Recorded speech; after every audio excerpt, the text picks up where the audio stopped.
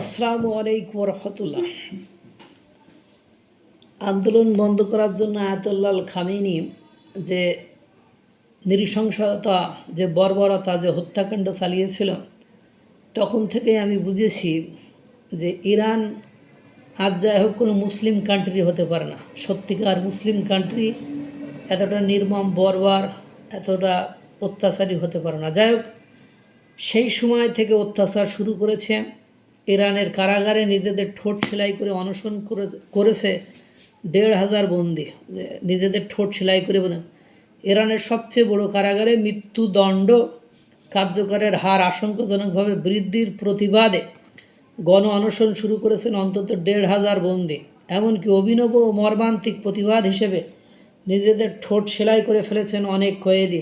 মূলত মাদক সংক্রান্ত অপরাধ এবং সরকার বিরোধী বিক্ষোভে জড়িত থাকার অভিযোগে সাম্প্রতিক সময়ে ব্যাপকভাবে মৃত্যুদণ্ড কার্যকরের প্রেক্ষাপটে এই অনশনের সূত্রপাত হয়েছে। এটা যদি ভারত করতো তাহলে দেখতেন আগুন জ্বল্লা যাইত। মানবাধিকার গোষ্ঠীগুলোর তথ্য অনুযায়ী রাজধানী তেহরানের অদূরে অবস্থিত ঘেজেল হেসার কারাগারে এই গণ অনশন চলছে। গত ২ সপ্তাহ ধরে চলা এই প্রতিবাদ শুরু হয় মূলত মামলায় সাজাপ্রাপ্ত ৬ জন বন্দীকে মৃত্যুদণ্ড কার্যকরের আগে নির্জন প্রকাশ্যে সলিটারি কনফাইনমেন্ট স্থানান্তরের পরে। এরপরে বেশ কয়েকটি ভিডিওতে দেখা যায় বন্দীরা কারাগার বারান্দায় বসে মৃত্যুদণ্ডকে না বলুন লেখা প্লাকার্ড হাতে আমাদের কণ্ঠস্বর হন বলে স্লোগান দিচ্ছেন। এর মধ্যে একটি ভিডিওতে দেখা যায় একজন বন্দী ক্যামেরার সামনে জানাচ্ছেন টানা ৬ দিন অনশনের পরও কারা কর্তৃপক্ষ কোনো সাড়া না দেওয়ায় তিনি নিজের ঠোঁট সেলাই করে ফেলেছেন।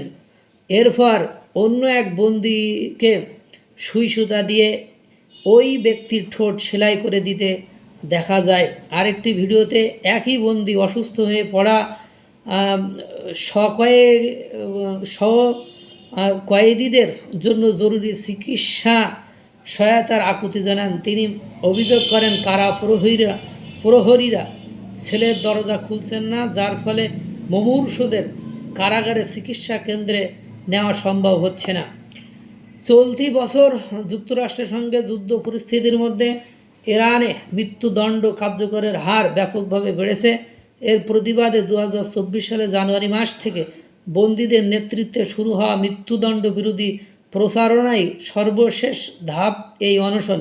এদিকে গত সপ্তাহান্তে মার্কিন প্রেসিডেন্ট ডোনাল্ড ট্রাম্প হঠাৎ করে ২ সপ্তাহের বোমা হামলা কর্মসূচি স্থগিত করেছেন। তবে তেহরানের সঙ্গে আলোচনায় অগ্রগতি না হলে ফের হামলার হুমকি দিয়ে রেখেছেন তিনি।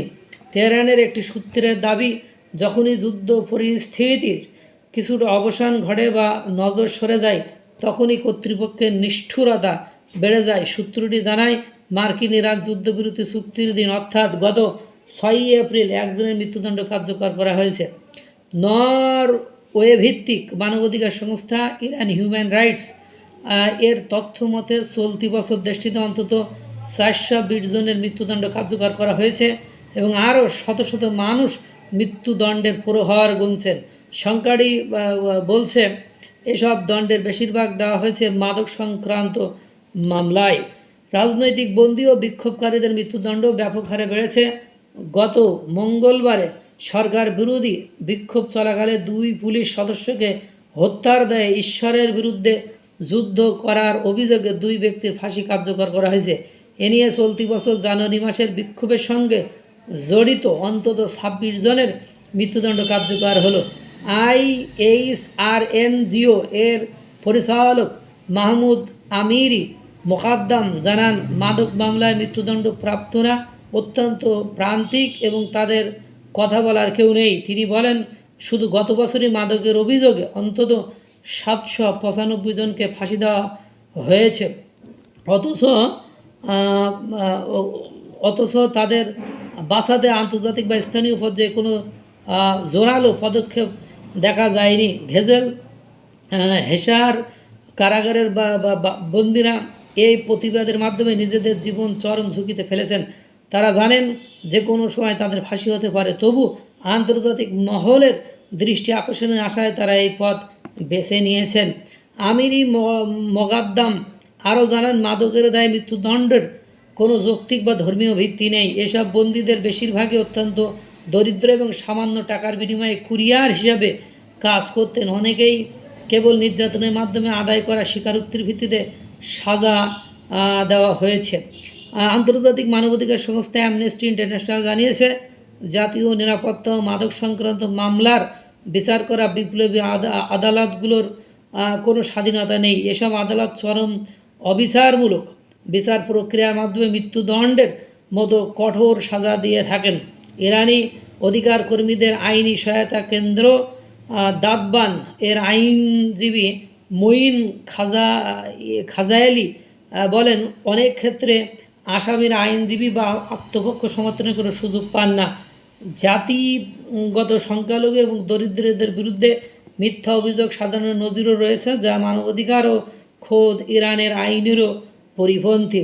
সংবাদ মাধ্যম গার্ডিয়ানের কাছে পাঠানো এক বার্তায় মৃত্যুদণ্ডপ্রাপ্ত এক অনশনকারী বলেন, আমরা কেবল জীবনের মৌলিক চাহিদা মেটাতে গিয়ে ভুল পথে পা বাড়িয়েছিলাম এবং নিজেদের কাজের জন্য গভীরভাবে অনুতপ্ত। জীবনের প্রথম ভুলের জন্য মানুষের প্রাণ কেড়ে নেওয়া হয়, এমন নজির বিশ্বের আর কোথাও আছে? এর আগে 2025 সালের অক্টোবর মাসেও এই কারাগারে প্রায় 1,500 বন্দী টানা 6 দিনের অনশন করেছিলেন। তখন কর্তৃপক্ষ কারাগার পরিদর্শন করলেও পরিস্থিতির কোনো উন্নতি হয়নি বলে অধিকার কর্মীরা জানিয়েছেন। এদিকে ঘেজেল হেসার কারাগারে থাকা বন্দীদের পরিবারের সদস্যরা জেলের বাইরে প্রতিবাদ সমাবেশ করার চেষ্টা করলেও কর্তৃপক্ষ বল প্রয়োগ করে তা দমন করেছে বলে স্থানীয় সূত্রগুলো নিশ্চিত করেছে। দেখেন কত ভালো পদ্ধতি, কত খারাপ পদ্ধতি তারা চালু রেখেছে। মানুষের জীবনের 2 পয়সা এদের কাছে মূল্য নেই। তারা যারা শাসন ক্ষমতায় রয়েছে তাদের কাছে মানুষের জীবনের কোনো মূল্য নেই। এই মূল্যহীন পৃথিবী তারা ওই আন্দোলনের সময় 4,000 না 40,000 মানুষকে নির্বিচারে গুলি করে মেরেছিল। এই ইরানের জন্য মায়া খান না, একেবারে নিছক বাতুলতা, পাগলামি, উন্মাদনা ছাড়া আমার কাছে আর কোনো কিছুই মনে হয় না। আল্লাহ তাআলা সকলকে ভালো রাখুক, সুস্থ রাখুক। আসসালামু আলাইকুম ওয়া রাহমাতুল্লাহ।